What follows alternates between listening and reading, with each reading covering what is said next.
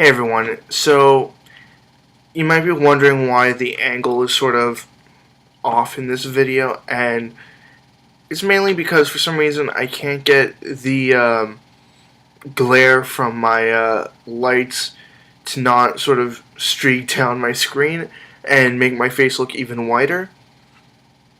So I've had to sort of rotate the screen around for this video. Now, for this video, I'm going to be looking at my Super Nintendo collection, and also my two Super Famicom games that I might as well include in this. Sorry, I almost sneezed there. I'll start off with my cartridge games, just my loose cartridge games, and then I'll move on to the box stuff, but mainly because the box stuff is even less than just the cartridge-based stuff. My Super Nintendo collection is really small, so it'll be in alphabetical order also. First one is Bubsy 2. Got it, played it a little bit, died really easily in it, so I just sort of gave up on it. Next is The Incredible Crash Dummies. I actually used to watch the TV show a few years back.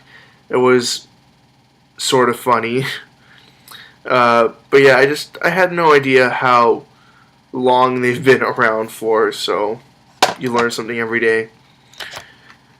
Next, of course, is No Blood Mortal Kombat for the Super Nintendo, unlike the Genesis version of it. I believe that's the way it was, but I could get this backwards also. Next is Smart Ball, and the only reason why I grabbed this, even though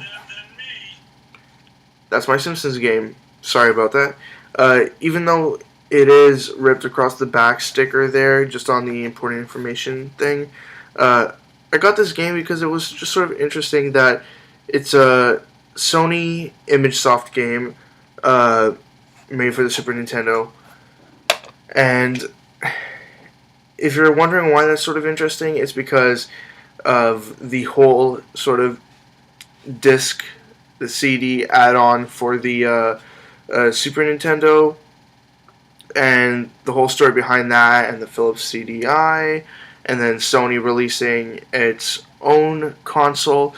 It's just a long story, and just seeing a Sony Super Nintendo game sort of caught my eye. And there's probably tons of Sony Nintendo games out there, but I just saw it, grabbed it. Next is a very clean copy of Street Fighter 2, and I just noticed this actually, but some of the cartridges are sort of indented like this, and other cartridges stick out here, and there's just a little slot there. Just interesting. I never really noticed that before. But yeah, it's a pretty mint copy of Street Fighter 2. There's some like lines across the sticker, like indented lines, but it's not ripped or torn or faded anywhere, and it's a really fun game. I like Street Fighter. I like Blanca is one of my favorite characters in the series, and yeah, it was cheap. Grabbed it, had to. Next is a destroyed copy of Super Mario World. The only reason why I have this is because it was really cheap, and I've yet been able to find a good condition copy that's also cheap. And the last loose cartridge that I have, should really stop doing air quotes like that, is a Super Game Boy. I want to get this complete in box, but people have been charging obscene amounts for that, so gotta stick with this for now. At least it works, it's really clean, perfect condition, I've never had any problems with it, so I'm happy.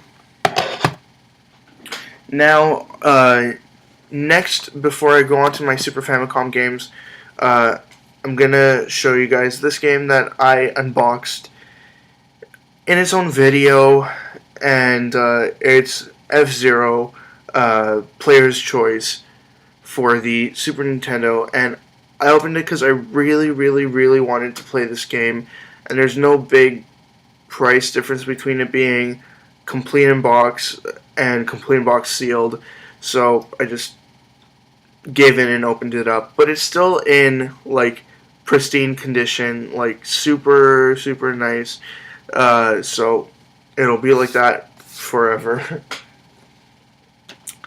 Next, like I said, are my two Super Famicom games. They're just really random, sort of. I guess this one's like sort of like pachinko. I guess sort of a gambling machine kind of game. And let's see if they have like an Englishy name for it.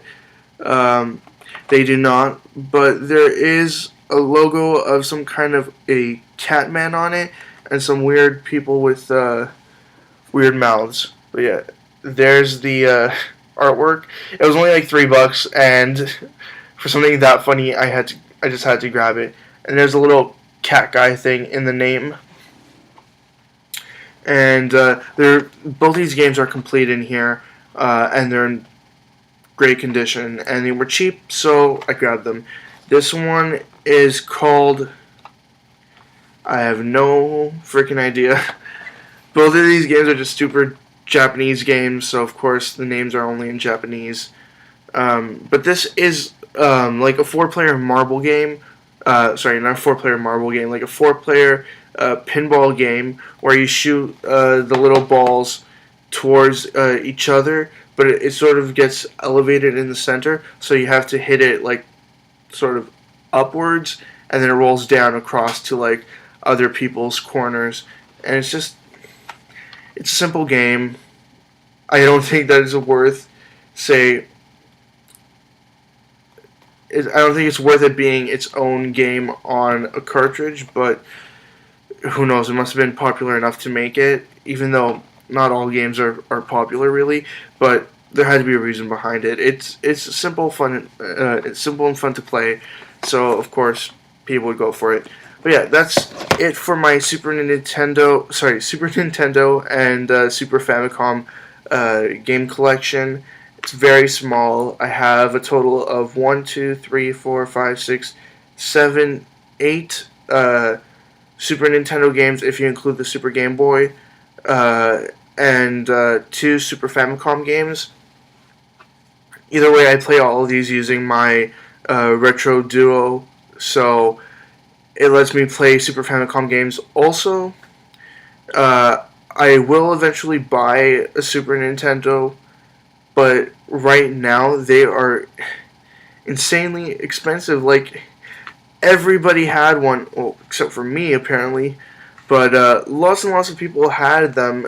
They should not be as expensive, but the prices are just obscene, even for like the limited edition gold ones. So the crusty yellow ones with like the what happened with them is that UV exposure pretty much turned the plastic yellow and brittle. But yeah, even those ones, people are selling them for like $50 a piece, and that's insane. I'm not going to pay that for something that's pretty much destroyed and nearly unfixable.